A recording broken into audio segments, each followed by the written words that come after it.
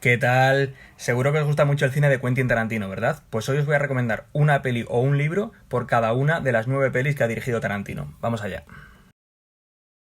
Si te gusta Reservoir Dogs, te recomiendo Pelham 123. En el metro de Nueva York, el tren que sale de la estación de Pelham Bay a la 1:23 es secuestrado por 4 hombres armados que se hacen llamar Señor Azul, Señor Marrón, Señor Verde y Señor Gris. ¿De qué no suena esto?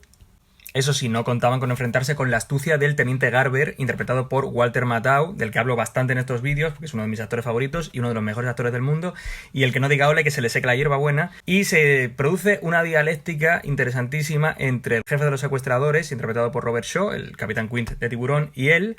Es uno de mis thrillers favoritos, es como una protopelícula de acción estrepidante. Escrita por Peter Stone, del que hablé en el anterior vídeo, guionista de Charada, entre otras.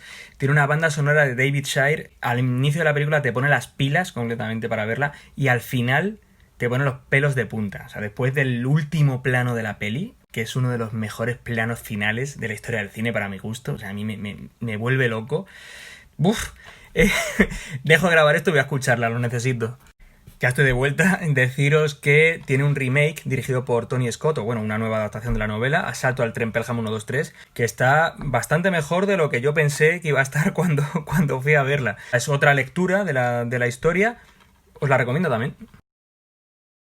Si os gusta Pulp Fiction, os recomiendo Código de Lampa, de Don Siegel. Tenemos a 2 asesinos a sueldo trajeados, a la chica del gángster, al gángster y a un antiguo deportista, en una historia muy diferente, sí, pero que comparte esos elementos. Esta pareja de asesinos van a matar a un tipo y el tipo no pone ninguna resistencia, no pide clemencia, no echa a correr, lo matan y el más veterano de la pareja de asesinos se pregunta por qué un hombre se deja matar así y quiere averiguar su historia. Y a base de flashbacks, conociendo a los demás personajes, conocemos la historia del asesinado.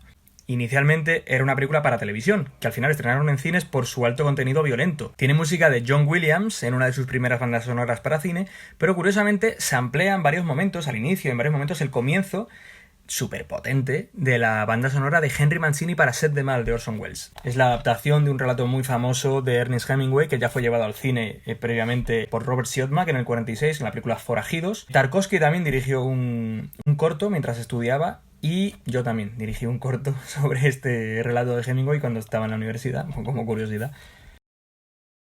Si os gusta Jackie Brown, os recomiendo la literatura de George V. Higgins. Curioso porque Jackie Brown es la adaptación de una novela de Elmore Leonard, ¿verdad? Sí, pero el nombre de Jackie Brown en la novela de Leonard se llama Jackie Burke. Jackie Brown es un personaje de este libro, Los amigos de Eddie Coyle. Tarantino dice que su maestro en cuanto a diálogos, etc., es Elmore Leonard.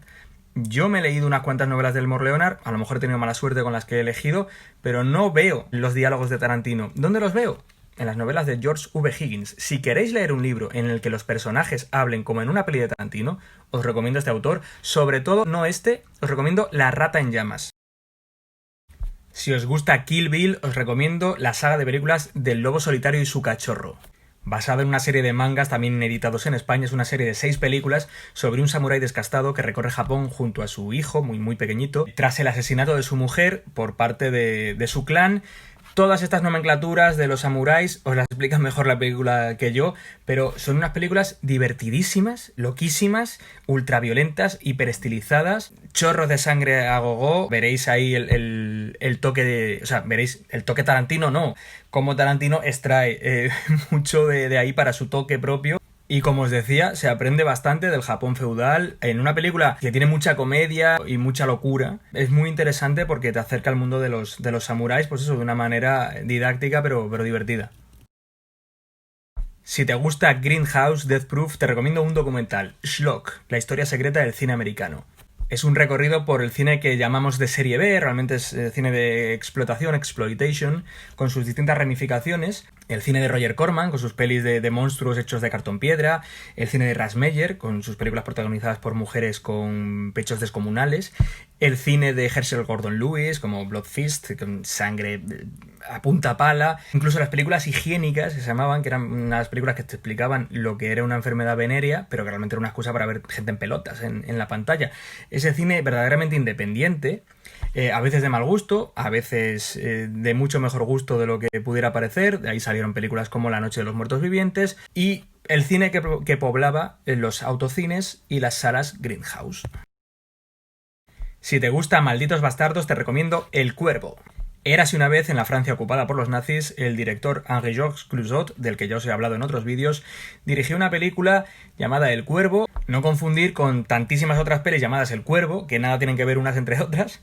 Y es una película que le trajo un montón de problemas a su director porque fue tachado de todo. A los nazis que tenían ocupada Francia les pareció mal, a la resistencia le pareció mal, a los comunistas luego les pareció mal, etc. En un pequeño pueblo empiezan a recibirse cartas anónimas con graves acusaciones a los vecinos, pero que son verdad, las graves acusaciones, aunque nadie lo admite en público.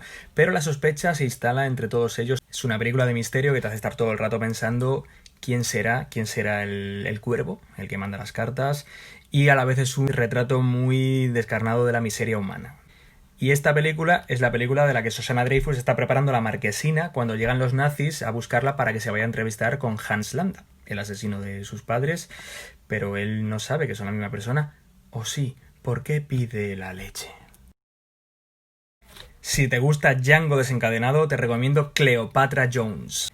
Django es un western, sí, el primero de Tarantino, pero también es una peli blaxploitation. ¿Qué es el cine blaxploitation? Es un subgénero del cine de acción y policíaco nacido en los 70, en el que héroes negros por primera vez eran los protagonistas y se enfrentaban a capos de la mafia o de la droga, blancos, bastante chungos, siempre tratando de salvar a su comunidad, pues eso, de las drogas, del crimen organizado, etc. Cleopatra Jones es un agente secreto con un estilazo que no veas, con un flow, swag, rollazo, como se diga en este último cuarto de hora, que se enfrenta a la dueña de una plantación, no de esclavos, de amapolas, de heroína, vamos, y pega palos a mansalva a todo el que se le pone por delante sin que su maravillosa melena a lo afro se le despeine lo más mínimo y sin que se le arruguen los estilismos, que o sea, solo por los estilismos tenéis que ver la peli. O sea, pero claro, es que si te llamas Cleopatra Jones no te vas a vestir del Primark. Violencia por un tubo, pero también eso, crítica, denuncia social, o sea, eso es lo que queremos, por favor, más cine social de acción. Si te gusta Los Odiosos 8, te recomiendo 10 negritos de Agatha Christie. Sé que no soy muy original en esta recomendación, pero es la que me apetece hacer, es una de las obras cumbre de Agatha Christie, en la que 10 extraños se reúnen en una pequeña isla invitados por un misterioso anfitrión y de repente una voz empieza a acusarles a cada uno de crímenes cometidos en su pasado y que ha llegado el momento de pagarlos. Y empiezan a morir uno a uno. Pronto queda claro que el asesino es uno de ellos. ¿Quién será? ¿Nos recuerda a la historia de 8 vaqueros que van a parar a una cabaña en Wyoming durante una ventisca y todos empiezan a sospechar de todos, incluso antes de que uno de ellos envenene el café? ¿Quién habrá sido? Dato extra, si habéis visto alguna de las adaptaciones cinematográficas de 10 negritos, que sepáis que todas toman el final de la adaptación teatral que hizo la propia Agatha Christie, pero que la novela tiene un final mucho más oscuro y pesimista. Si te gusta Érase una vez en Hollywood, te recomiendo Salario para matar. Rick Dalton, el personaje de Leo DiCaprio, se va a Italia a rodar spaghetti westerns a las órdenes de Sergio Corbucci, el director de Salario para matar. Además, esta peli es la otra peli que ponen en el cine en el que Margot Robbie, Sharon Tate, va a ver su película.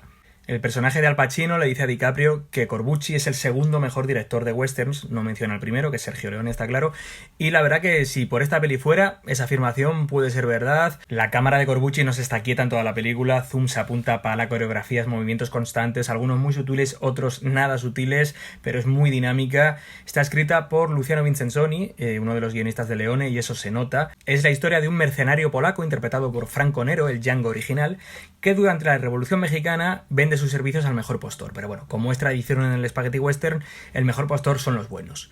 Y tiene una banda sonora muy característica del recientemente fallecido pero inmortal Ennio Morricone, que Tarantino utilizó en Kill Bill 2 en la secuencia del ataúd. ¿Recordáis ese silbidito? Pues esto es todo por hoy, espero que os haya gustado la selección y ahí tenéis entretenimiento de sobra mientras esperamos por la 10ª y se supone que última, esperemos que no, película de Quentin Tarantino. Beso.